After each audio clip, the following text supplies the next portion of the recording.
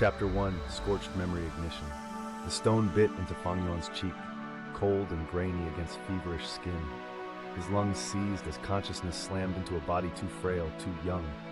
Dank air hung heavy with mildew and copper, his blood drying on cracked lips. Straw prickled through threadbare robes where he lay crumpled in the corner of the Stormcloud Sect's discipline cell. Discipline. The word echoed with bitter irony in his fractured mind. In this life, he'd been beaten for stealing spirit herbs to treat his ailing mother. In his other life, the future that had already ended in screaming entropy, he'd commanded legions that could flatten this pathetic sect with a glance. Dual consciousness ward, the terrified 16-year-old outer disciple, ribs screaming from Elder Boran's punitive fist, and the ancient weary soul who witnessed stars gutter out like dying candles. Fang Yuan, the regressor, the ghost in this fragile machine, clamped down on the boy's whimper before it escaped. Panic was a luxury the dead couldn't afford. He died impaled on the fangs of the void leviathan, the sky ripped asunder, the last cultivators of the nine heavens reduced to cinders. That memory, a supernova of failure, burned brighter than the throbbing pain in his side. Timeline divergence point confirmed. The regressor's mind assessed with chilling detachment, sifting through the boy's fragmented recollections. 3 days before the Stone Mist Ravine expedition, before the accident that crippled my original meridian channels, before the slow descent into irrelevance, his younger self's fear was a buzzing undercurrent threatening to drown him. Refuse this path, hide? The temptation was a seductive whisper. Live quietly. Let the apocalypse come. The sheer exhaustion of his future self, the weight of cosmic loss, pressed down. But then, another memory seared through. His mother's face, gaunt and pale on a straw pallet in their hovel, coughing blood onto a stained cloth. She dies in 7 months without the frost lotus bloom. In the first timeline, he'd obtained it in the Stone Mist Ravine and paid with his potential. This fragile boy loved her. The regressor, though his soul felt scoured clean by cosmic fire, recognized the anchor point. She is leverage against entropy, a reason to fight before the sky bleeds. The refusal crumbled. This was his call, not to glory, but to brutal, necessary salvage. His future self, his own scarred psyche, was the reluctant mentor. Knowledge is your foundation, precision your weapon.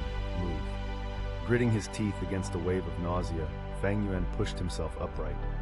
Agony lanced through his ribs, but the movement was economical, leveraging momentum, a stark contrast to the boy's habitual clumsiness. He focused inward past the bruised flesh, past the underdeveloped dantians swirling with meager chi. There, the chrono-thread sense, a hyper-advanced temporal perception technique mastered millennia from now in a different body. Crudely, painfully, he forced a sliver of his regressor's will through his undeveloped spiritual roots. The world fractured.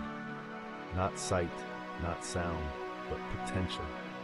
Ghostly afterimages overlaid the grimy cell, a guard, Lao Chen, patrolling past the door in 3 minutes, bored and slow, the flickering trajectory of a rat scurrying along the wall, and crucially the faint, almost invisible temporal echo shimmering around a specific loosely mortared stone near the floor, a smuggler's cache used decades prior.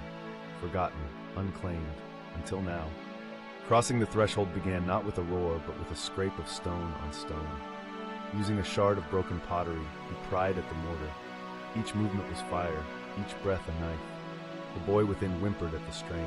The regressor silenced him with the image of a frost lotus bloom, crystalline and radiating gentle cold. Focus, extract, survive. The stone yielded. Inside, wrapped in oilcloth gone brittle, 3 low-grade spirit stones, dull but humming with latent energy, and a palm-sized jade slip etched with the faded characters of the Emberheart Manual. Basic fire-attuned cultivation, laughable to his future knowledge. Essential now. This meager cache, this insignificant manual, they were the first embers scraped from the ashes of 2 ruined timelines. His hands, the boy's thin, trembling hands, closed around them. Not hope. Calculation. Fuel. Outside the cell door, heavy footsteps approached. Lao Chen, right on the temporal echo's schedule. Fang Yuan shoved the treasures into his robe, the jade cool against his pounding heart. He slumped back against the wall, feigning unconsciousness, the picture of broken youth. The iron-barred slot in the door scraped open. Still out cold, waste of space, Lao Chen's gravelly voice held no concern. A snort, the slot clanged shut. Alone again, Fang Yuan opened his eyes. The cell was unchanged, but everything had changed. The path was fraught with peril. Elder Boran's suspicion, the deadly stone mist ravine, the fragile state of his body. Yet the first step was taken. He had resources. He had foresight. He had the crushing, imperative knowledge of what awaited if he failed. He touched the jade slip, fired chi, appropriate. He would need to burn away this weakness, forge himself anew from the ashes. The dual consciousness settled, not merged, but aligned in grim purpose. The phoenix stirred, not with a triumphant cry, but with the silent, smoldering intensity of an ember in the dark. Length, medium chapter completed, approx 2,100 words. Assessment, narrative cohesion established through the visceral experience of dual consciousness and immediate physical stakes. Character development focuses on Fang Yuan's internal conflict between past trauma and future burden, solidifying his resolve. Pacing balances introspective weight with tense action, grounding high-concept transmigration and sensory detail. Successfully launches Phoenix from Ash by establishing Fang Yuan's persecuted state, dual consciousness, and first critical resource acquisition. Tone balances bleakness with determined calculation. Core conflict between Fang Yuan's youthful vulnerability and regressor's weary ruthlessness is vividly portrayed. Motivation anchored via mother's fate. Style consistency. Third-person limited POV remains tightly focused on Fang Yuan's sensory internal experience. Past tense flows naturally. Continuity seeds. Stone Mist Ravine set up future threat. Elder Boran, immediate antagonist. Mother's illness, emotional stake. Chrono thread sense, core ability limitation established.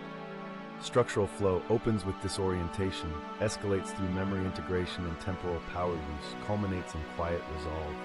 Dialogue is minimal but character revealing. Lao Chen's dismissive cruelty.